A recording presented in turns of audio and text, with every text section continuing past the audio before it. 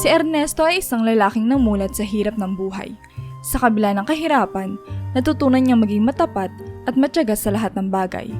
Lumaki siya sa isang maliit na barong-barong sa gilid ng isang estero sa Maynila, kasama ang kanyang mga magulang at 3 lang kababatang kapatid na pawang mga lalaki rin.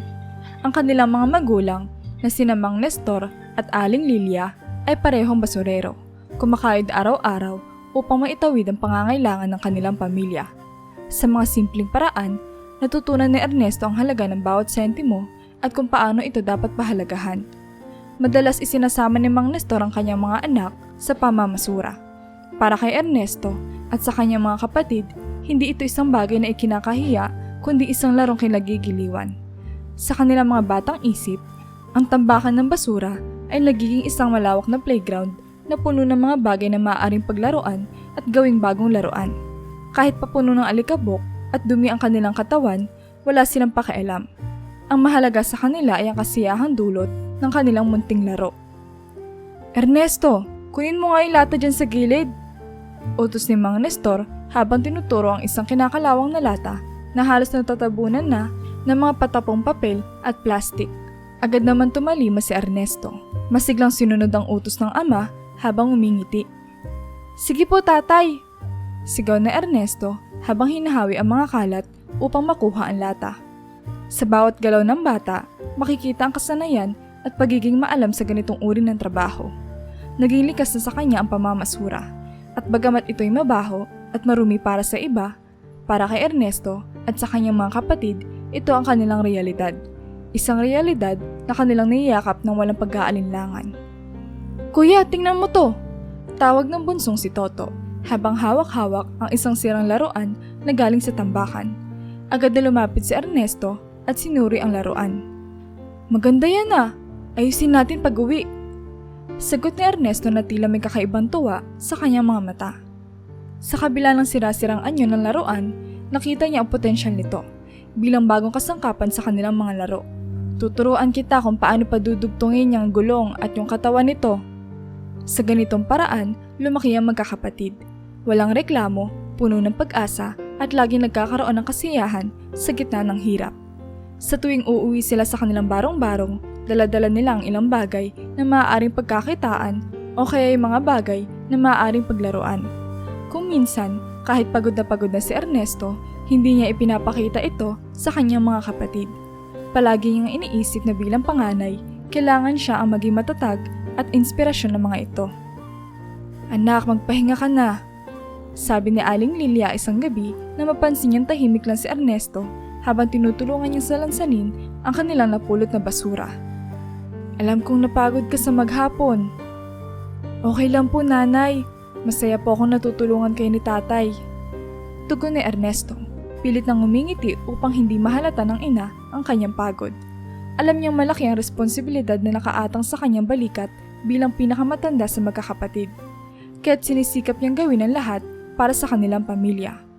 Sa mga simpleng tagpong ito, nakikita ang matibay na pundasyon ng pagkatao ni Ernesto.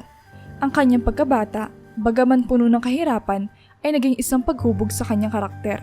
Isang karakter na magpapatuloy na maging sentro ng kanyang buhay at ng kwento ng kanilang pamilya.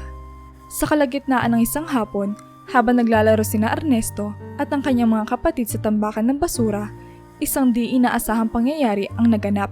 Habang tumatakbo si Lando, ang kanilang bunsong kapatid, ay aksidenteng nakatapak ito ng isang kinakalawang na pako. Dahil sa pagkagulat, mabilis na hinugot ni Lando ang paa mula sa pako at agad itong tinakpan ng kamay. Lando, okay ka lang ba? Tanong ni Ernesto na agad napansin ang pagkabigla ng kapatid. Oo kuya, maliit lang to. Sagot ni Lando habang pilit na pinapakalma ang sarili. Ayaw niyang mag-alala pa si Ernesto at lalong ayaw niya ipaalam sa kanilang mga magulang ang nangyari. Alam ni Lando na baka pagalitan pa sila ng kanilang tatay kapag nalaman niya naglalaro sila sa isang mapanganib na bahagi ng tambakan. Sa kanyang isip, mas mabuti nang manahimik kaysa magdulot ng problema. Bagamat may kaunting sakit sa kanyang paa, agad na ipinagpatuloy ni Lando ang kanilang laro. Lumipas sa mga araw at tila wala namang masamang epekto ang sugat, kaya't hindi na nila ito pinansin pa. Ngunit isang linggo ang makalipas, nagsimulang magreklamo si Lando ng pananakit ng ulo at katawan. Sa gabi, dumating ang lagnat na hindi agad napansin ng kanyang mga magulang. "Nanay, parang mainit si Lando," sabi ni Ernesto isang gabi habang tinitingnan ng kapatid na nakahiga at tila hindi mapakali. Inilapit ni Aling Lilia ang kamay sa noo ng anak at agad na nag-alala sa init na naramdaman. "Inaapoy ka ng lagnat!"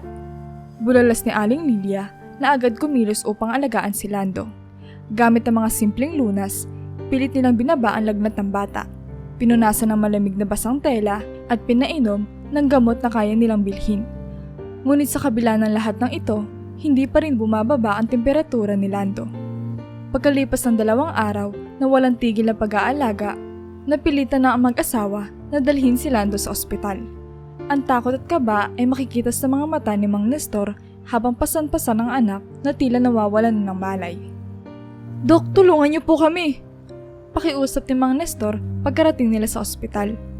Matapos ang ilang pagsusuri, lumabas ang resulta na may tetano si Lando, dulot ng sugat mula sa pako. "Mabuti na lamang at dinala niyo siya dito," sabi ng doktor na tila bumigat ang bawat salita sa dibdib ni Ernesto. Kung hindi siya agad na agapan, maaaring hindi na siya nakaligtas. Dito na pagtanto ni Ernesto ang bigat ng kanilang sitwasyon. Hindi na pala simpleng laro ang pamamasura, kundi isang mapanganib na gawain na maaaring magdulot ng kapahamakan. Sa kanyang murang isipan, nagsimulang humugis ang ideya na hindi biro ang hamon ng buhay na kanilang ginagalawan. Natuto si Ernesto na ang kanilang kabataan, bagamat puno ng saya at laro, ay may mga responsibilidad at panganib na hindi dapat ipagwalang bahala.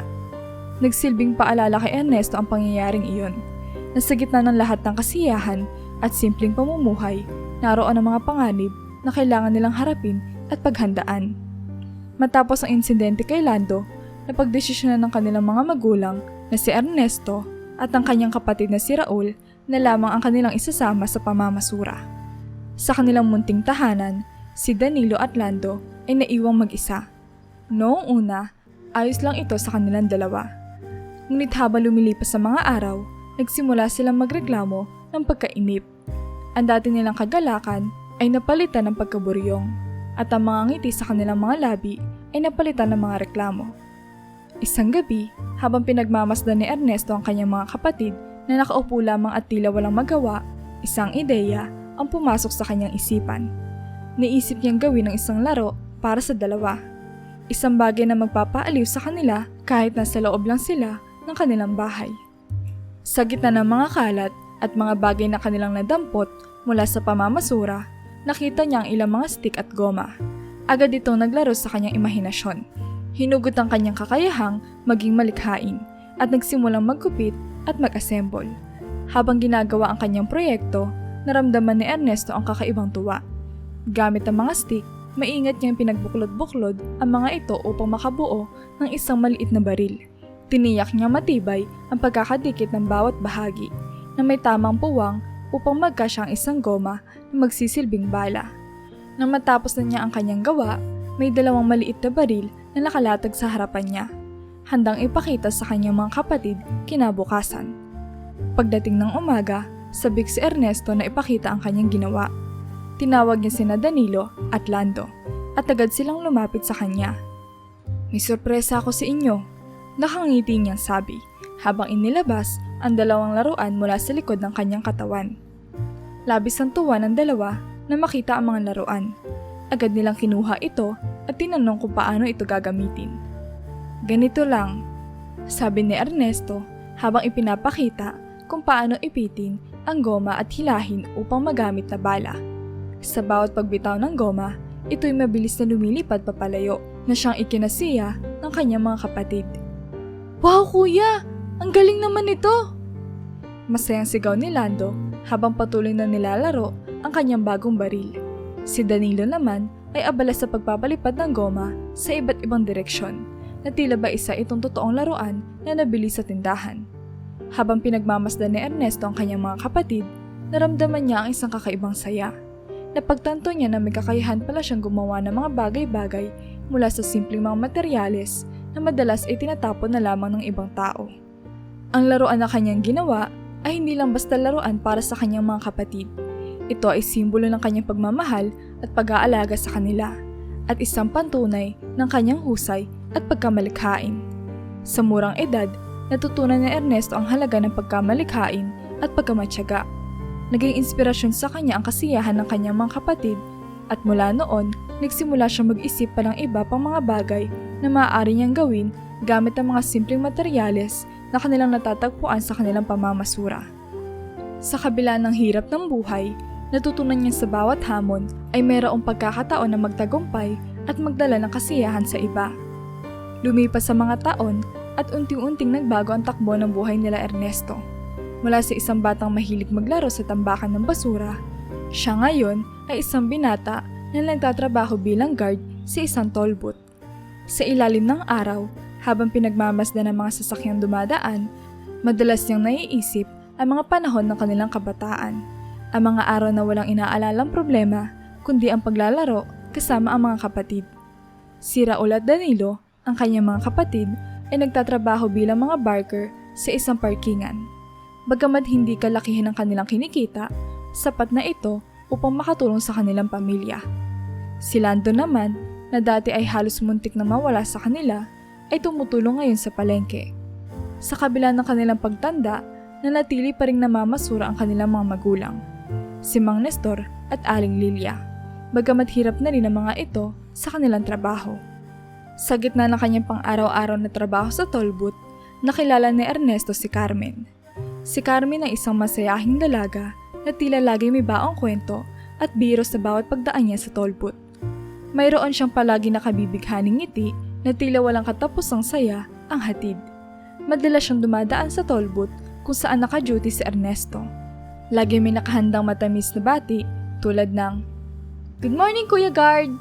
na sinasalubong ng simpleng tango o ngingiti mula kay Ernesto. Noong una, hindi pinapansin ni Ernesto ang mga biro at pangungulit ni Carmen.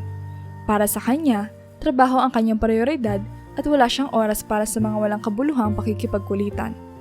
Ngunit sa bawat araw na lumilipas, unti-unti niyang napansin ang init ng personalidad ni Carmen. Ang kanyang masiglang tawa ay tilang musika na sa kanyang mga tainga, at ang kanyang mga simpleng kwento tungkol sa kanyang araw ay nagsimulang maging bahagi ng mga bagay na hinihintay ni Ernesto tuwing nasa duty siya. Isang araw, habang abala sa pag-check ng mga ticket, biglang huminto si Carmen sa harap ng toll booth. "Kuya Guard, may kwento ako," sabi niya na may nakakalokong ngiti sa kanyang mga labi. Bago pa man makasagot si Ernesto, nagsimula na itong magkwento tungkol sa isang aberya na nangyari sa kanyang opisina. Sa kabila ng kanyang pag-iwas na makinig, hindi mapigilan ni Ernesto na mapangiti habang naririnig ang mga kwento ni Carmen. "Kaya ayan, naisip ko na lang, baka kailangan ko na talaga mag-aral ng konting engineering para ayusin yung printer namin." Biro ni Carmen habang natatawa. Napangiti si Ernesto, at sa kauna-unahang pagkakataon ay may bumitaw na tawa mula sa kanya. "Sino bang mag-aakala magiging technician ka pa?" Sagot niya na may halong biro rin. Sa mga sumunod na araw, nagsimula ng asahan ni Ernesto ang mga sandali kasama si Carmen. Hindi na siya naiinis sa pangungulit ng dalaga. Bagkus ay tila inaabangan na niya ang bawat pagdaan nito. Sa kanyang puso, unti-unting nararamdaman ni Ernesto ang isang kakaibang init, isang damdamin na matagal na niyang hindi nararamdaman. Sa bawat araw na magkasama sila, unti-unting nahuhulog si Ernesto kay Carmen, na hindi niya inaasahan sa simula. Bagamat nananatiling simple ang kanilang buhay, unti-unting naramdaman ni Ernesto na sa gitna ng hirap at pagkakabilanggo sa pang-araw-araw na gawain, natagpuan niya ang isang dahilan upang ngumiti at maghintay sa bawat umaga. Si Carmen na sa simula ay kanyang kinaiinisan ay naging liwanag na sumisilip sa kanyang mundo na puno ng paghihirap. Ang mga simpleng sandali na kanilang pinagsasaluhan ay naging mga mahalagang alaala para kay Ernesto, at hindi niya namamalaya na ang kanyang puso ay unti-unting nauwi sa pag-ibig para sa masayahing dalaga. Mabilis na lumipas sa mga araw, at hindi na napigilan ni Ernesto ang tuluyang pagkahulog ng kanyang loob kay Carmen. Sa kabila ng kanyang pagiging tahimik at seryoso, sinubukan niyang ipakita ang kanyang nararamdaman sa mga maliliit na paraan. Sa bawat pagkakataon na magkikita sila, lagi may nakahandang tsokolate o bulaklak si Ernesto para kay Carmen. Hindi man siya sanay sa ganitong mga bagay, pinilit niyang ipakita ang kanyang pagmamahal sa abot ng kanyang makakaya. Para sa'yo. Nahihiyang sabi ni Ernesto isang umaga habang iniaabot ang isang maliit na bouquet ng bulaklak kay Carmen. Napatigil si Carmen, bahagyang namula at ngumiti ng napakatamis. Salamat Ernesto, ang sweet mo naman, sagot niya habang iniabot ang bulaklak at walang pag-aalinlangan na hinalikan si Ernesto sa pisngi. Bagamat natameme at tila ba hindi alam ang gagawin, masaya si Ernesto sa simpleng tugon ni Carmen. Dahan-dahan, ngunit sigurado, napasagot ni Ernesto si Carmen. Ang kanilang relasyon ay naging matamis at puno ng pagmamahalan. Hindi nagtagal, napagdesisyonan nilang magsama at bumukod mula sa bahay ng mga magulang ni Ernesto. Sa maliit na apartment na kanilang tinirhan, nagsimula sila magtayo ng sarili nilang tahanan. Masaya ang kanilang pagsasama, puno ng tawanan at mga simpleng kasiyahan. Para kay Ernesto, si Carmen ang nagbigay ng kulay at saya sa kanyang buhay na dati ay tila ba palaging binabalot ng kalungkutan at pangkaraniwang mga gawain. Ngunit sa kalagitnaan ng kanilang kasiyahan, dumating ang balitang nagbuntis si Carmen. Labis ang saya ni Ernesto, ngunit kasabay nito ang takot at pangamba. Kaya natin to, sabi ni Ernesto sa sarili na pilit pinapakalma ang kanyang kaba. Niyakap niya si Carmen na mahigpit. Pilit na ipinapakita na handa siyang harapin ang anumang pagsubok na darating. Hindi kita pababayaan, pabulong niyang sabi habang hinahaplos ang tiyan ni Carmen.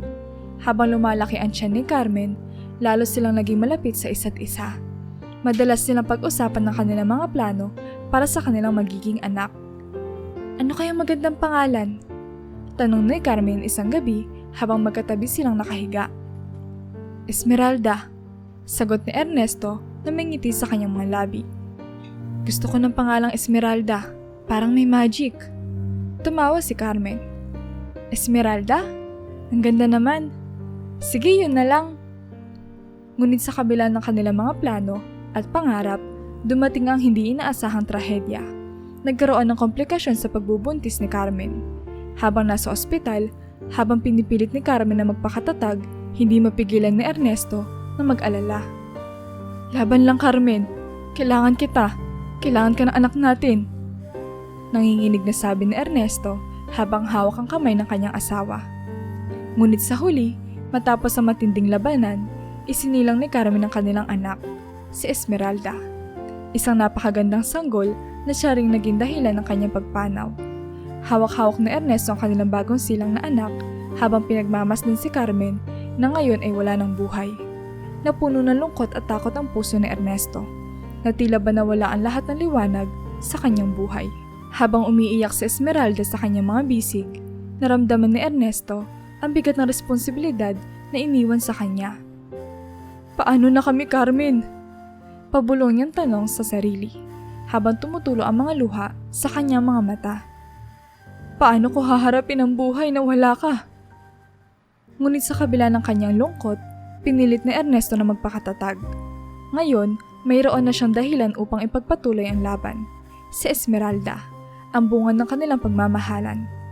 Sa bawat pag-iyak ng kanyang anak, ramdam ni Ernesto ang pangakong iniwan ni Carmen sa kanya, na kahit wala na siya, magpapatuloy pa rin ang kanilang pagmamahalan sa pamamagitan ni Esmeralda.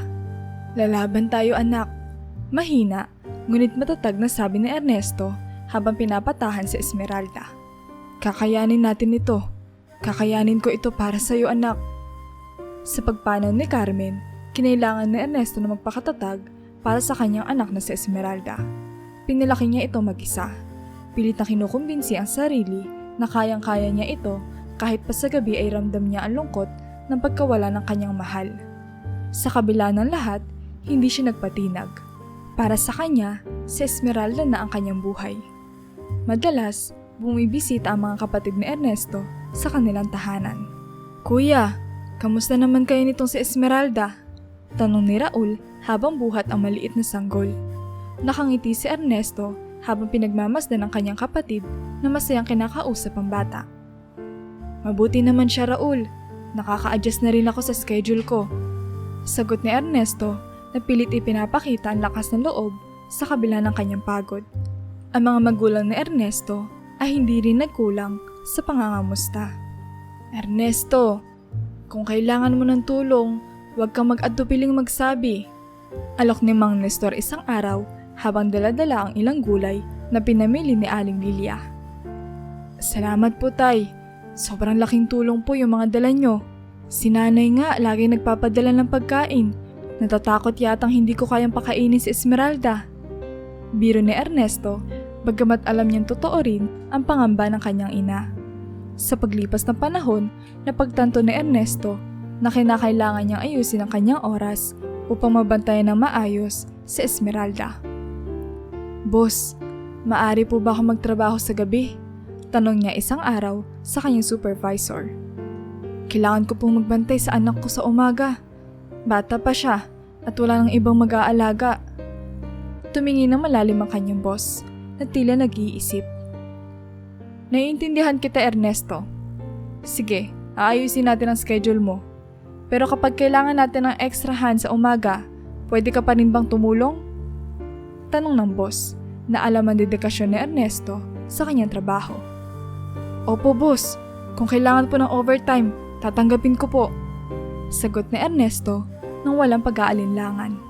At ganoon nga ang naging takbo ng buhay ni Ernesto. Sa gabi, nagtatrabaho siya bilang guard. Binabantayan ang bawat sasakyan na dumadaan sa toll booth. Sa umaga naman, kasama niya si Esmeralda. Pinapalitan ng diaper, pinapaliguan, at tinuturuan ng mga simpleng bagay tulad ng pagngiti at pagtawa. Esmeralda, tingnan mo to. Sabi ni Ernesto isang umaga habang nilalaro ang mga kamay ng bata na tumatawa at tumitingin sa kanya ng puno ng kuryosidad. Kaya natin to, anak. Bulong niya sa kanyang anak habang pinapatahan ito mula sa pag-iyak. Ngunit sa kabila ng kanyang pagsisikap, may mga pagkakataon na kapos ang kanilang budget. Paano ko ba pagkakasyahin to? Tanong ni Ernesto sa sarili isang gabi habang tinitingnan ang kanilang natitirang pera. Alam niyang hindi ito aabot hanggang sa katapusan ng buwan. Walang ibang pagpipilian si Ernesto kundi ang mag-overtime. Inay, Tay, pakibantayan po muna si Esmeralda. Magtatrabaho po ako sa umaga bukas. Sabi niya sa kanyang mga magulang isang gabi bago siya pumasok sa trabaho. Sige anak, kami na ang bahala kay Esmeralda. Mag-ingat ka sa trabaho. Tugon ni Aling Lilia na laging handang tumulong sa kanyang anak at apo. Bagamat pagod at kulang sa tulog, hindi nagreklamo si Ernesto. Alam niyang para ito sa ikabubuti ni Esmeralda at para matiyak na magkakaroon siya ng magandang kinabukasan. Sa bawat hakbang na kanyang ginagawa, pinapanatili niya sa kanyang isipan na ang bawat pagod at hirap ay sulit basta para sa kanyang anak. Esmeralda, lumalaki kang matalino at masayahin. Sabi ni Ernesto isang gabi habang tinitingnan ang natutulog na sanggol sa kanyang mga bisig. Gagawin ko ang lahat para mabigyan ka ng magandang buhay. Sa kabila ng lahat ng hamon, nahanap ni Ernesto ang lakas sa pagmamahal niya para kay Esmeralda na nagsilbing gabay at inspirasyon sa kanyang bawat araw. Habang lumalaki si Esmeralda, nagawa ni Ernesto ang lahat para masiguro na ang kanyang anak ay may masayang kabataan, kahit nakapos sila sa pera. Nang tumuntong si Esmeralda sa 3 taong gulang, lalo pang pinaghusay ni Ernesto ang kanyang kakayahan sa paggawa ng mga laruan gamit ang mga materyales na nakukuha nila mula sa pamamasura. Tatay, ano to? Tanong ni Esmeralda isang araw habang hawak-hawak ang isang maliit na kotse na gawa sa pinagtagpi-tagping kahoy at plastik. Yan ang bago mong laruan, anak. Sagot ni Ernesto na may pagmamalaki sa kanyang boses. Gawa yan ni tatay para sa'yo.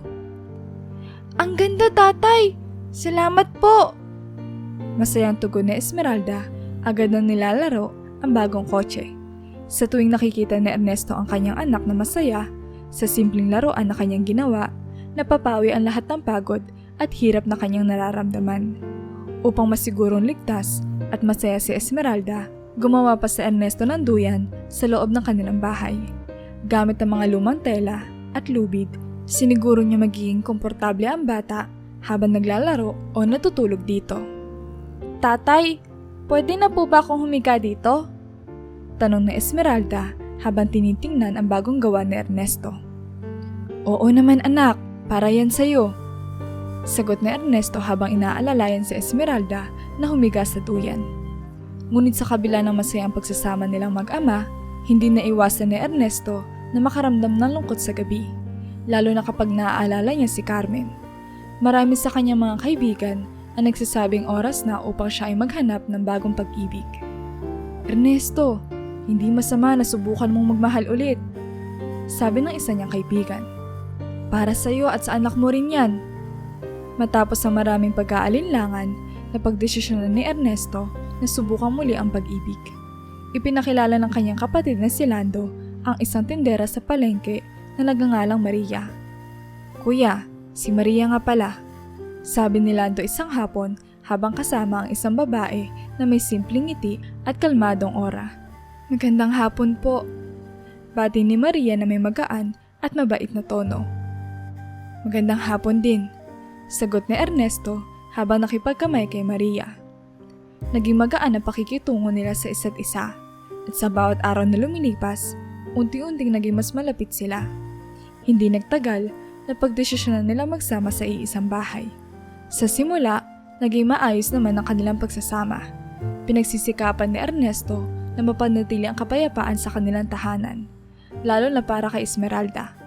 Ngunit isang araw, nang umuwi si Ernesto mula sa trabaho, nadatnan niyang umiiyak si Esmeralda sa sulok ng kanilang sala. Esmeralda, bakit ka umiiyak? Tanong niya, puno ng pag-aalala. Tatay, tinapon po ni Tita Maria yung mga laruan ko. Umiiyak na sagot ni Esmeralda habang tumutulo ang luha sa kanyang mga mata. Sinira niya rin po yung duyan ko. Agad na bumilis ang tibok ng puso ni Ernesto. Sinugod niya si Maria na nakaupo lamang sa kanilang maliit na hapagkainan. Maria, anong ginawa mo? Bakit mo sinira ang mga laruan ni Esmeralda? Galit na tanong ni Ernesto, na pilit pinipigilan ang kanyang matinding galit. Bakit? Ang kulit-kulit ng anak mo. Hindi ako makatulog dahil sa ingay niya. Sagot ni Maria, na walang bakas ng pagsisisi sa kanyang boses. Kailangan ko magpahinga, Ernesto. At ang ingay ng bata na yan, hindi ko na kayang tiisin. Halos hindi makapaniwala si Ernesto sa narinig. Anak ko si Esmeralda, Maria. Paano mo nagawang saktan siya at sirain ang mga bagay na mahalaga sa kanya? Lumapit si Ernesto kay Maria at sa puntong iyon, alam niyang hindi na niya kayang magpanggap na ayos silang ang lahat. Umalis ka sa bahay ko, Maria. Hindi kita mapapatawad sa ginawa mo. Matigas na sabi ni Ernesto habang pinipilit na hindi tumulo ang kanyang luha. Ano, Ernesto? Hindi mo ba naiintindihan? Ako ang kasama mo ngayon. Sagot ni Maria na tila naguguluhan at naiinis na naging desisyon ni Ernesto. Umalis ka na. Ulit ni Ernesto na puno ng determinasyon ang boses.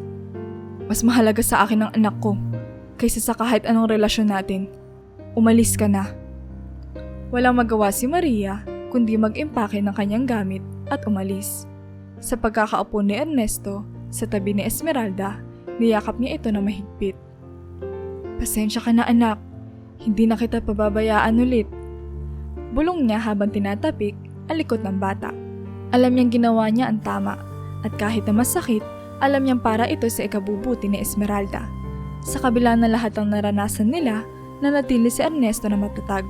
Handa siyang gawin ng lahat para mapangalagaan ang kanyang anak. Matapos ang hindi magandang karanasan kay Maria, nagdesisyon si Ernesto na mag-isa na lamang niya palalakihin si Esmeralda. Para sa kanya, sapat na ang pagmamahal at pag-aalaga na maibibigay niya bilang ama.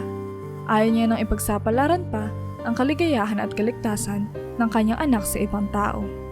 Kahit na mahirap ang buhay at madalas abala si Ernesto sa trabaho, pinilit niya mampanatiling masaya at ligtas si Esmeralda. Kapag wala siya sa bahay, ipinamamalas ni Ernesto ang tiwala sa kanilang mababait na kapitbahay na laging handang mag-alaga kay Esmeralda. Aling Nita, makikisuyo po muna ako. Baka pwede pong ipabantay ko muna sa inyo si Esmeralda. May overtime po kasi ako sa trabaho. Sabi ni Ernesto isang umaga habang kalong-kalong si Esmeralda. Naku, walang problema Ernesto. Alam mo namang parang apo na rin namin yan si Esmeralda. Tugon ni Aling Nita habang kinukuha si Esmeralda mula sa kanyang ama. Halika na Esmeralda, lalaro tayo ng mga kahoy na manika. Salamat po talaga Aling Nita. Hindi ko alam kung anong gagawin ko kung wala kayo. Sabi ni Ernesto na may pasasalamat sa kanyang boses. Kayo na po muna ang bahala sa anak ko. Babawi na lang po ako. Huwag kang mag-alala Ernesto. Huwag mo nang isipin yon. Basta't nasa trabaho ka, siguradong aalagaan namin si Esmeralda na mabuti. Dagdag ni Aling Nita habang niyayakap si Esmeralda na ngayon ay nakangiti. Sa tuwing makakauwi si Ernesto mula sa kanyang mahabang oras ng pagtatrabaho, lagi may bitbit siyang prutas bilang pasasalamat sa kanilang mga kapitbahay. Aling Nita, may dala po ako mga prutas para sa inyo. Maraming salamat po ulit sa pag-aalaga kay Esmeralda, sabi ni Ernesto habang iniaabot ang isang basket ng mangga at saging. Aba Ernesto, hindi mo na dapat pinoproblema yan. Pero maraming salamat sa prutas. Mukhang matamis sa mga ito. Tuwang-tuwang tugon ni Aling Nita. Saka matulungin talaga ang pamilya mo. Palaging nagbibigay ng discount si Lando sa palengke kapag bumibili kami ng prutas. Napakabait talaga ng mga kapamilya nyo. Naku, malaking tulong din po ang ginagawa nyo para sa amin. Salamat po talaga, sabi ni Ernesto na may malalim na pasasalamat. Sa kabila ng mga hamon ng pagiging isang single parent, nanatili si Ernesto na matatag at puno ng pagmamahal para kay Esmeralda. Alam niyang hindi niya kailangan maghanap ng kapalit para kay Carmen o maghanap ng bagong pag-ibig upang buuin ang kanilang pamilya. Sapat na sa kanya ang pagmamahal ng kanyang anak at ang suporta ng mga taong nasa paligid nila. Esmeralda, kamusta ang araw mo? Tanong ni Ernesto isang gabi habang pinupunasan ang mga kamay ng anak matapos maghapunan. Masaya tatay! Naglaro kami ni Aling Nita ng mga manika. Tapos, ang dami naming kinain na prutas! Masayang sagot ni Esmeralda na walang bahid ng lungkot sa kanyang mga mata. Ngumiti si Ernesto at sa sandaling iyon, alam niyang tama ang kanyang desisyon. Basta't masaya ka anak, masaya na rin si tatay. Sa bawat araw na lumilipas, patuloy sila nagpapakatatag sa isa't isa, nananatiling magkasama at puno ng pag-asa para sa hinaharap.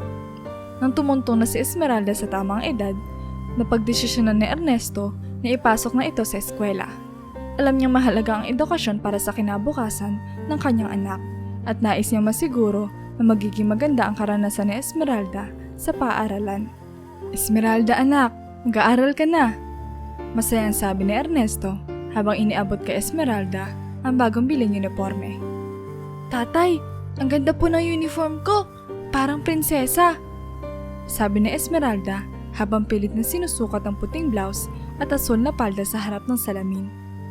Bagay na bagay sa iyo anak, sagot ni Ernesto na mingiti sa kanyang mga labi. Ngunit sa kabila ng saya, naroon ang isang bahagi ng kanyang isip na nag-aalala.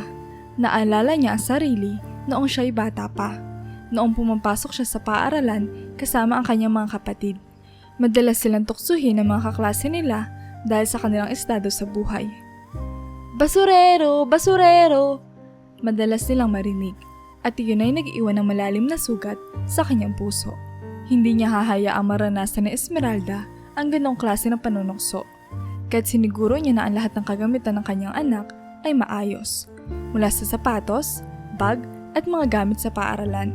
Pinaghirapan niya ang lahat ng iyon, nag-overtime siya sa trabaho at nagtipid sa ibang bagay upang mabili ang lahat ng pangangailangan ni Esmeralda. Esmeralda, tandaan mo ha, kapag may nang-aasar sa'yo, huwag mong papansinin. Sabihin mo lang kay tatay, okay? Paalala ni Ernesto habang inaayos ang kwelyo ng uniforme ng kanyang anak. Opo tatay, pero wala naman po nang-aasar sa akin, di ba? Inosenteng tanong ni Esmeralda habang pilit na inuunat ang kanyang palda.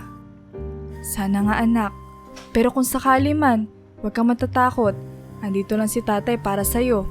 Sagot ni Ernesto na may halong kaba na hindi niya maialis. Sa unang araw ng pasukan, sinamahan ni Ernesto si Esmeralda sa paaralan. Bitbit niya ang bag ng anak habang magkahawak ang kanilang mga kamay. Pagdating nila sa gate ng eskwelahan, nakita ni Ernesto ang ilang mga magulang at mga bata. na masaya rin naghahanda sa unang araw ng klase. Habang tinitingnan ng mga ito, napansin niya ang mga tingin ng ibang mga magulang sa kanila. Tila ba sinusukat ang kanilang estado sa buhay. Hindi ito pinansin ni Ernesto.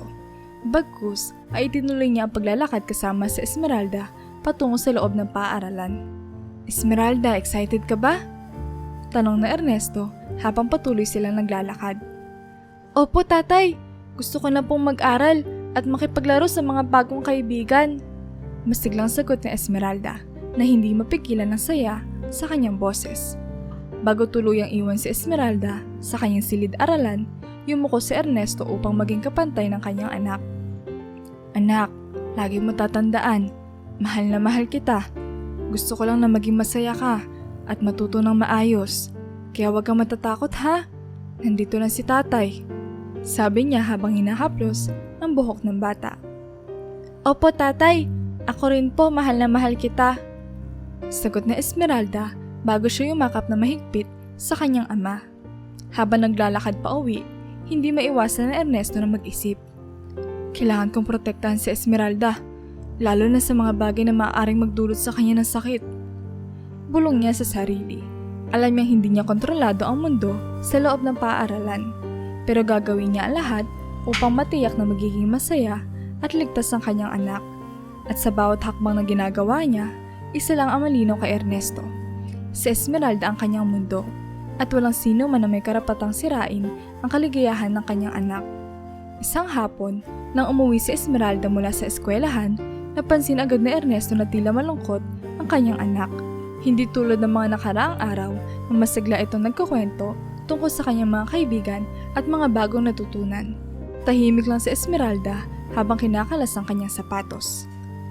"Esmeralda anak, kamusta ang araw mo?" tanong ni Ernesto habang nilalapitan ang kanyang anak. Nakaupo ito sa kanilang maliit na sofa, hawak ang kanyang lumang bag. Tumitig si Esmeralda sa kanyang ama at biglang tumulo ang mga luha. "Tatay, pinagtawanan po ako ng mga kaklase ko kanina," iyak na Esmeralda habang hinahaplos ni Ernesto ang kanyang likod. "Bakit naman anak? Ano nangyari?" Nag-aalalang tanong ni Ernesto na ngayon ay lumuhod na sa harap ng kanyang anak para kapantay ang mukha nito. "Ang sabi nila pangit daw po yung bag ko. Wala po akong pencil case na may Hello Kitty na design kagaya ng kanila." Patuloy na iyak na Esmeralda. "Sabi din nila, kulang daw po yung kulay ng Crayola ko." Sa mga salitang iyon, ramdam ni Ernesto ang bigat na nararamdaman ni Esmeralda. Nakita niya ang sakit at lungkot sa mga mata ng kanyang anak. At para sa isang ama, napakasakit malaman na nahihirapan ang kanyang anak dahil lamang sa mga material na bagay na hindi niya maibigay. "Pasensya ka na anak. Gagawin ko ang lahat para hindi mo na maranasan yan ulit," malumanay na sabi ni Ernesto habang pinupunasan ang luha ni Esmeralda. "Huwag kang mag-alala anak. Bibilhan kita ng pencil case na gusto mo." Kinabukasan, sa pagpasok ni Ernesto sa palengke, agad niyang hinanap ang pencil case na may Hello Kitty na disenyo, gaya ng sinabi ni Esmeralda. "Magkano po ito?" tanong ni Ernesto sa tendera habang hawak ang isang maliit na pencil case. "300 po kuya," sagot ng tendera. Napatigil si Ernesto sa kanyang narinig. Alam niyang medyo mabigat ito sa kanyang bulsa, lalo na't maraming bayarin na kailangan niyang tugunan. Ngunit sa bawat segundo ng pag-aalinlangan, naaalala niya ang lungkot sa mukha ni Esmeralda. "Sige po, bibilhin ko," sabi ni Ernesto habang nag-aabot ng pera. Hindi niya kayang tiisin na makitang malungkot ang kanyang anak dahil lamang sa isang bagay na kaya naman niyang gawa ng paraan. Habang palapit sa kanilang bahay, may bitbit na Crayola at ang bagong pencil case si Ernesto. Alam niyang hindi sapat ito upang matugunan ang lahat ng pangangailangan ni Esmeralda. Pero sana ay makatulong ito upang mapawi ang kalungkutan ng kanyang anak. Pagdating sa bahay, agad niyang inabot kay Esmeralda ang mga bitbit niya. "Ito anak, para sa'yo," sabi ni Ernesto habang inaabot ang Hello Kitty pencil case at ang bagong set ng Crayola. Agad na sumilay ang ngiti sa mukha ni Esmeralda, ngunit halata pa rin ang kaunting pag-aalinlangan. "Salamat po tatay," sabi ni Esmeralda habang tinitingnan ang mga bagong gamit. "Pero paano po yung bag ko? Hindi po ba kayo bibili ng bago?" Napabuntong hininga si Ernesto. Alam niya inaasahan na Esmeralda ang bagong bag na may gulong at may design din na Hello Kitty. Ngunit sa presyo nitong higit 2,000, hindi niya iyon kayang bilhin. Anak, pasensya ka na ha. Hindi kaya ni tatay na bilhan ka ng bagong bag, kagaya ng mga sa kaklase mo. Malungkot na sabi ni Ernesto habang hinahaplos ang ulo ni Esmeralda. Pero alam mo, ang importante, malinis at maayos sa mga gamit mo. Huwag ka magpabadala sa mga sinasabi ng iba. Ang mahalaga, natututo ka at masaya ka sa eskwela. Tahimik na tumango si Esmeralda na parang naiintindihan ang kalagayan ng kanyang ama.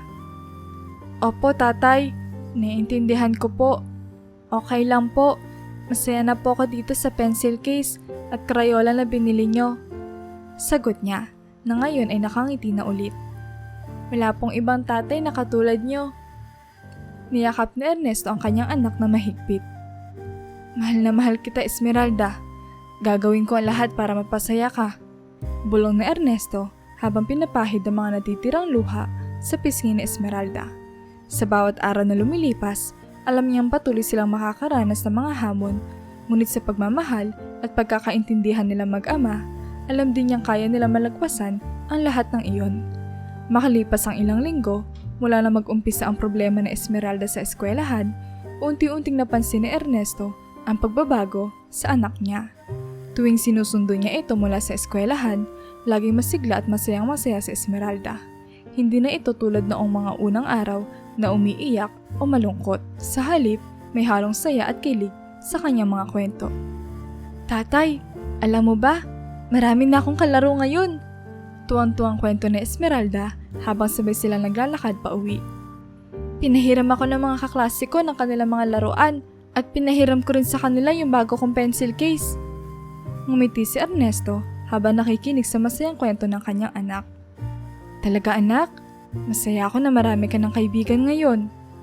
Sagot ni Ernesto habang pinipisil ang kamay na Esmeralda. Ano naman ang ginagawa niyo sa klase? Naglalaro kami ng taguan sa recess. Tapos nagdrawing din kami kanina. Sabi ng teacher ko maganda daw yung ginawa ko. Kwento ni Esmeralda habang puno ng kasiyahan ang kanyang boses. Kahit yung bag ko, sabi nila okay lang kahit wala siyang design. Sabi ko kasi, special siya kasi bigay ni tatay. Napalitan ng gaan ang puso na Ernesto sa narinig. Alam niya hindi lahat ng material na bagay ay kaya niyang ibigay. Ngunit masaya siyang nalampasan ni Esmeralda ang pangungutya at natutunan niyang pahalagahan ng mga bagay na mayroon siya. Mahalaga kasi Esmeralda na alam mo ang tunay na halaga ng mga bagay-bagay. Sabi ni Ernesto habang hinihimas ang buhok ng anak. Hindi naman sa palaging bago o maganda ang mga gamit, kundi kung paano mo ito ginagamit at pinapahalagahan. Tumango si Esmeralda at ngumiti. Opo tatay, at masaya na rin ako kasi marami na akong kaibigan, hindi na po ako nag-iisa. Nang marinig iyon, naramdaman ni Ernesto na ang bawat pagod at sakripisyo ay nagbunga ng maganda. Walang ibang hinangad si Ernesto kundi ang kaligayahan ng kanyang anak. At sa mga sandaling iyon, alam niya na sa tamang direksyon sila. Esmeralda, sabi ni Ernesto na ngayon ay puno ng pamamalasakit at saya. Lagi mo tatandaan na kahit anong mangyari, nandito si tatay para sa'yo. At kahit ano pa man ang sabihin ng iba, mahalaga ka at mahal na mahal kita. Niyakap ni Esmeralda ang kanyang ama na mahigpit. Mahal na mahal din kita tatay. Sabi niya na may ngiti na hindi matanggal-tanggal sa kanyang mukha. Sa bawat araw na umuwi silang magkasama, ramdam ni Ernesto ang lumalaking tiwala at kumpiyansa ni Esmeralda sa kanyang sarili. Ang kanyang anak ay hindi lamang natututo sa eskwela, kundi pati na rin sa mga leksyon sa buhay na dala ng kanilang mga karanasan. Alam ni Ernesto na hindi pa rito nagtatapos ang kanilang mga pagsubok. Pero sa bawat hakbang, pinapalakas sila ng kanilang pagmamahalan at suporta sa isa't isa. Habang tahimik na tutulog si Esmeralda sa kanilang maliit na kwarto, sinamantala ni Ernesto ang oras para maglinis at maglaba. Isang simpleng gawain na palagi niyang ginagawa upang mapanatiling maayos ang kanilang tahanan. Habang naglalakad siya papunta sa kwarto ng Esmeralda, nakita niya ang bag ng anak na nakasabit sa gilid ng kama. Napagdesisyon na niya linisin at labahan na rin ito kasabay ng iba pang mga damit. Maingat na binuksan ni Ernesto ang bag at isa-isang inalis ang mga gamit sa loob. May mga papel, krayola at ilang piraso ng pagkain na natira mula sa baon ni Esmeralda. Habang patuloy siya nagtatanggal ng mga gamit, napansin niya ang isang bulsa sa gilid ng bag na tila mabigat. Nang buksan niya ito, nagulat siya sa kanyang nakita. Mga piraso ng pera na nakasiksik sa bulsa. Anong ginagawa ng pera dito? Tanong ni Ernesto sa sarili habang isa-isang binibilang ang mga barya at papel na pera. Nang matapos niyang bilangin, umabot ito ng halos 200 piso. Karamihan ay barya, ngunit may ilang buong 20 rin nakasama. Agad na bumilis ang tibok ng puso ni Ernesto. Saan kaya galing to? Bulong niya sa sarili habang hawak-hawak ang mga pera. Sa unang sandali, pumasok sa isip niya ang posibilidad na baka kinupitan siya ni Esmeralda. Ngunit agad niyang iniwaksi ang ideyang iyon. Alam ni Ernesto na ang eksaktong bilang ng kanyang pera at sigurado siyang walang nawala mula sa kanyang wallet. Imposible naman na kumupit si Esmeralda, pabulong na sabi ni Ernesto habang tumitingin sa natutulog na anak. Kilalang kilala ko ang anak ko, hindi niya gagawin yun. Isa pang posibilidad ang pumasok sa isip niya. Baka nagnakaw si Esmeralda mula sa eskwelahan.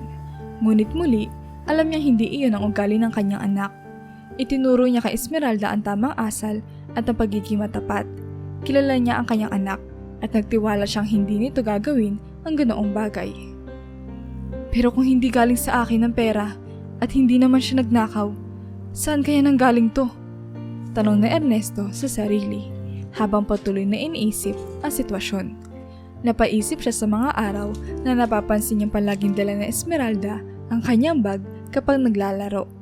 Madalas, rinarason ni Esmeralda na dinadala niya ang bag para maisama ang kanyang mga krayola at iba pang gamit sa pag-aaral.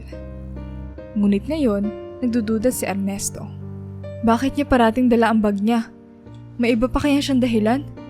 Naglaro sa isip ni Ernesto ang mga posibilidad. Ngunit hindi niya matiyak kung ano ba ang dahilan sa likod ng mga perang nakita niya. Hindi mapakali si Ernesto. Alam niya kailangan niya malaman ang katotohanan. Kailangan ko sundan si Esmeralda. Naisip niya. Hindi ko siya maaaring tanungin ng direkta. Baka matakot lang siya o magsinungaling. Pero kung susundan ko siya, malalaman ko kung anong ginagawa niya at kung saan galing ang mga perang ito.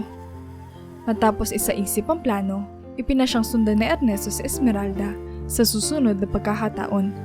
Gagawin niya ito ng palihim nang hindi alam ng kanyang anak. Kailangan niya malaman ang katotohanan, hindi lamang para sa kanyang kapanatagan, kundi para sa kaligtasan at kapakanan ni Esmeralda. Anak, sana mali ako. Bulong ni Ernesto sa sarili habang maingat na itinago muli ang mga pera sa loob ng bag ni Esmeralda. Pero gagawin ko ang lahat para malaman ang totoo. At sa paglipas sa mga araw, plano ni Ernesto kung paano niya isasagawa ang kanyang plano. Tiyak at tahimik. Naghanda siya para sa anumang maaaring matuklasan. Handang harapin kung ano man ang maaaring mangyari. Isang araw, matapos magpaalam si Esmeralda na makikipaglaro sa mga kaibigan, pinatili ni Ernesto ang kanyang pagiging mapagmatsyag. Ingat ka anak, sabi niya habang tinutulungan si Esmeralda na ayusin ang strap ng bag nito. Napansin niya ulit na dala-dala ng bata ang kanyang bag na tila ba laging may dalang mahahalagang bagay. Na makaalis si Esmeralda, naghihintay si Ernesto ng ilang minuto bago siya lumabas ng bahay. Sinigurado niya hindi siya mapapansin ng anak habang sinusundan niya ito patungo sa kung saan ito maglalaro. Habang naglalakad si Ernesto, naramdaman niya ang bahagyang kaba. Ano nga kaya ang ginagawa ni Esmeralda na may kinalaman sa mga perang nakita niya? Hindi nagtagal, nakita niyang huminto ang bata sa isang kanto, sa tapat ng isang tindahan. Naroon na ang ilang mga bata na kaibigan ni Esmeralda, na tila ba inaabangan ang kanyang pagdating. Mula sa kanyang pagtatago, pinanood ni Ernesto ang bawat galaw ng kanyang anak. Nakita niyang umupo si Esmeralda kasama ang mga kaibigan at agad na binuksan ang bag nito.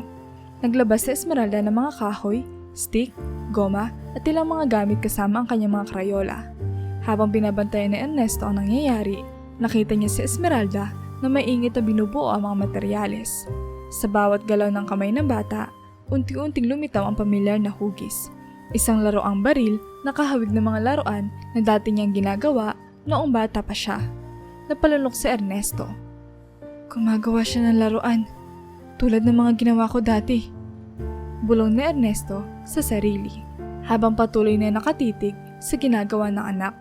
Habang abala si Esmeralda sa pagbuo ng laruan, ang mga kaibigan niya ay naglalaro naman ng mga sasakyang yari rin sa kahoy.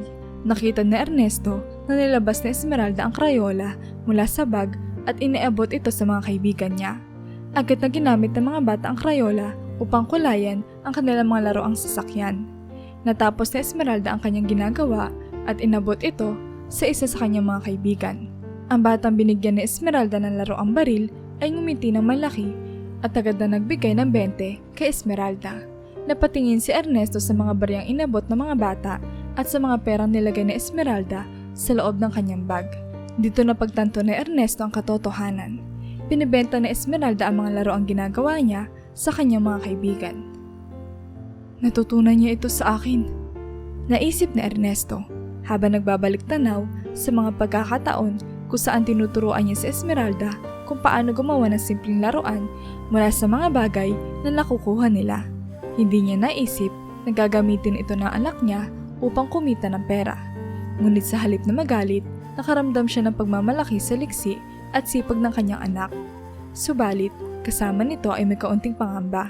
Alam niyang kailangan niya kausapin si Esmeralda tungkol dito. Paano ko ba siya kakausapin nang hindi niya maramdaman na mali ang ginagawa niya? Tanong ni Ernesto sa sarili habang patuloy na pinagmamasdan ang kanyang anak. Ayaw niyang masira ang pagtitiwala ng Esmeralda sa kanya. Ngunit kailangan din niyang tiyakin na naiintindihan ng bata ang tamang landas sa paggamit ng talento at kakayahan nito. Nagpa siya si Ernesto na sundan si Esmeralda pa uwi nang hindi napapansin. Na makabalik na ang kanyang anak sa bahay, aakayin niya ito sa isang seryosong pag-uusap. Hindi para pagbawalan, kundi para gabayan at ipaintindi kung paano magagamit ang kanyang kakayahan sa paraang tama at makakabuti hindi lamang para sa kanya, kundi para rin sa iba. Sa sandaling iyon, handa na si Ernesto na harapin ang responsibilidad bilang ama na hindi lamang nagbibigay ng pagmamahal, kundi nagsisilbing gabay sa tamang landas para sa kanyang anak. Nang dumating ang gabi, tahimik na naghahaponan sina Ernesto at Esmeralda. Ngunit sa kabila ng tahimik na paligid, ramdam ni Ernesto ang bigat ng kailangang pag-usapan. Alam niyang hindi niya dapat patagalin pa ito. Kailangan niya malaman ang buong kwento mula kay Esmeralda at tiyakin na walang magiging lihim sa pagitan nila. Matapos nilang maghapunan, tinawag ni Ernesto ang anak niya sa kanilang maliit na sala. Esmeralda anak, pwede ba tayong mag-usap? Tanong ni Ernesto na may halong lambing sa kanyang boses. Sumunod naman si Esmeralda, ngunit napansin ni Ernesto ang kaunting kaba sa mukha ng bata. Umupo si Esmeralda sa tabi ng kanyang ama at sa mga mata nito ay makikita ang pag-aalala. Opo tatay, ano pong gusto niyong pag-usapan? Tanong ni Esmeralda na tila nag-aalanganin. Hinawakan ni Ernesto ang maliit na kamay ng kanyang anak at tinitigan ito na may pagmamahal. Anak, nakita ko kanina yung ginagawa mo sa labas, kasama ng mga kaibigan mo. Nagsimula si Ernesto habang sinusubukang gawing magaan ang tono ng usapan. Binibenta mo pala yung mga laro ang ginagawa mo? Namula mo ka ni Esmeralda at tila kinabahan nito. Opo tatay, pasensya na po. Hindi ko po sinabi agad. Sagot ni Esmeralda habang iniwas ang tingin. Akala ko po magagalit kayo sa akin. Pinisil ni Ernesto ang kamay ng anak. Pilit na pinapalakas ang loob nito. Hindi anak, hindi ako galit. Nilinaw ni Ernesto habang pinapalapit si Esmeralda sa kanya. Gusto ko lang maintindihan bakit mo to ginagawa. Nagsimulang magsalita si Esmeralda. Tila ba iniipon ng lakas ng loob. Tatay, kasi po, gusto ko pong makaipon ng pambili ng bag na hinahatak, yung may gulong po, yung may design na Hello Kitty. Simula na Esmeralda habang bahagyang nangingilid ang luha sa kanyang mga mata. Inaapi pa rin po kasi ako ng mga babaeng kaklase ko. Sabi nila hindi maganda yung bag ko at hindi ako cool kagaya nila. napatigil si Ernesto, ramdamang hapdi ng mga salitang binitawan ng kanyang anak. Nakita niya sa mga mata ni Esmeralda ang hinanakit at pagnanais na makaramdam ng pagtanggap mula sa mga kaklase. Ang tanging nakakalaro ko po sa eskwela ay yung mga lalaking kaklase ko na bumibili ng mga laruan na ginagawa ko. Pero yung mga babae po, lagi nila akong tinutukso. Hindi napigilan ni Ernesto ang pagluha habang pinapakinggan ang kwento ng anak niya. Esmeralda, bulong niya habang pilit na pinipigilan ang sariling emosyon. Pasensya ka na anak, kung hindi ko agad napansin na nahihirapan ka na pala. Niyakap ni Ernesto si Esmeralda na mahigpit. Anak, hindi mo kailangang magdusa para lang magustuhan ka ng ibang tao. Pero naiintindihan ko ang nararamdaman mo. Kaya simula ngayon, tutulungan kita sa paggawa ng mga laruan. Gagawin natin tong banding natin at sabay tayong mag-iipon para sa gusto mong bag. Nagulat si Esmeralda sa sinabi ng ama. Ngunit naramdaman niya ang init ng pagmamahal at suporta nito. Talaga po tatay? Tutulungan niyo po ko? Tanong niya na may halong saya at ginhawa sa boses. Oo anak, basta't hindi kita pababayaan. Sagot ni Ernesto habang pinupunasan ang luha ng kanyang anak. Lahat ng ginagawa ko para sa iyo, Esmeralda. Gusto ko lang na maging masaya ka at maramdaman mo na mahalaga ka. Nagyakap ang mag-ama na mahigpit. At sa yakap na iyon, ramdam nilang init ng kanilang pagmamahalan at suporta sa isa't isa. Alam ni Ernesto na hindi lahat ng problema ay kayang solusyonan ng pera o mga material na bagay. Ngunit sa gabay ng kanyang pagmamahal at pagkalinga, alam niya malalampasan nila ni Esmeralda ang anumang pagsubok na darating sa kanilang buhay. Simula sa gabing iyon, naging mas malapit pa sila sa isa't isa at sabay nilang hinarap ang mundo na puno ng pag-asa at pagmamahal. Sa mga sumunod na araw, nagpatuloy ang masayang pagsasama ni Ernesto at Esmeralda sa kanilang paggawa ng mga laruan. Tuwing natatapos na ni Esmeralda ang kanyang mga assignments at bago pumasok sa trabaho si Ernesto, magkasama nilang ginugugol ang oras sa pagbuo ng mga laruan. Habang nagpapakita ng mas madadaling paraan at mga teknik si Ernesto, nadadagdagan ang mga kaalaman ni Esmeralda. Hindi lamang sa sining ng paggawa ng laruan, kundi pati na rin sa halaga ng tiyaga at dedikasyon. Mahalaga anak, na matutunan mo kung paano palakasin ang mga materyales na ginagamit mo. Sabi ni Ernesto habang ipinapakita kung paano mas patibayin ang pagkakadikit ng mga stick gamit ang goma. Sa ganitong paraan, mas matagal magtatagal ang mga laruan mo. Opo tatay, maraming salamat po sa pagtuturo sa akin. Masayang tugon ni Esmeralda habang patuloy na nagbubuo ng isa pang laro ang baril. Kitang-kita sa mukha niya ang kasiyahan habang ginagawa ang bagay na natutunan niya mula sa kanyang ama. Isang araw, nang nagkukwentuhan sila habang ginagawa ang kanilang mga laruan, masayang ibinalita ni Esmeralda. Tatay, sumali na rin po sa amin yung mga babaeng kaklase ko. Sabi nila, gusto nilang maglaro ng mga laruan na ginagawa natin. Natuwa si Ernesto sa narinig. Talaga? Naku anak, masaya akong malaman yan. Pero tandaan mo ha, siguraduhin mong naglalaro lang kayo kapag recess. Huwag ninyong gagamitin ang mga laruan habang may klase. Paalala ni Ernesto na may halong lambing at pagmamalasakit. Opo tatay, nangako po ako sa teacher ko na hindi namin gagamitin to habang nagkaklase. Sagot ni Esmeralda na mingiti sa kanyang mga labi. Sa paglipas ng panahon, mas lumawak pa ang mundo ni Esmeralda. Hindi na lamang mga lalaking kaklase ang kanyang kalaro, pati na rin ang mga babae na dating tumutukso sa kanya. Ngayon ay naging mga kaibigan na rin. Dahil dito, lalong sumaya ang kanyang araw-araw na karanasan sa eskwelahan. Hindi na siya nag-iisa at alam niyang sa tulong ng kanyang ama, nalampasan niya ang bawat pagsubok na dati ay nagpapahirap sa kanya. Sa bawat araw na dumadaan, patuloy nilang binibilang ang ipon ni Esmeralda para sa inaasam niyang bag. Alam ni Ernesto na malapit na nilang makuha ang pinapangarap ng anak niya at masaya siya makita ang pagtyatsyaga at pagsusumikap ni Esmeralda. Sa puso ni Ernesto, naroon ang pangako sa sarili na gagawin niya ang lahat para matulungan si Esmeralda na makamit ang kanyang mga pangarap. Hindi lamang sa mga material na bagay, kundi pati na rin sa pagtuturo ng tamang asal at pagpapahalaga. Wala lang masihigit pa sa kasiyahan na makita ka masaya at magtagumpay anak ko. Bulong ni Ernesto sa sarili habang pinagmamasdan ng kanyang anak na abala sa pagkukulay ng isang laruang kotse. At sa pagtatapos ng kanilang kwento, makikita ang simpleng tahanan na puno ng pagmamahalan, pagtutulungan at pag-asa. Si Ernesto, isang amang walang kapantayang sakripisyo, at si Esmeralda, na isang batang may puso at sipag na natutunan niya mula sa kanyang ama ay magkasamang hinarap ang mga hamon ng buhay. Sa bawat hamon na kanilang nalampasan, isang aral ang kanilang nabaon. Hindi nasusukat ang tagumpay sa dami ng material na bagay, kundi sa pagmamahal at suporta na ibinibigay at natatanggap mula sa mga mahal sa buhay. Sa huli, ang kwento nila Ernesto at Esmeralda ay isang paalala sa lahat na ang tunay na yaman ay hindi nakikita sa mga bagay na material kundi sa pagmamahal, tiyaga at malasakit na ibinabahagi sa isa't isa. Sa pamamagitan ng pagtutulungan at pagtitiwala, kayang harapin ang anumang pagsubok at matupad ang mga pangarap gaano man ito kaliit o kalaki.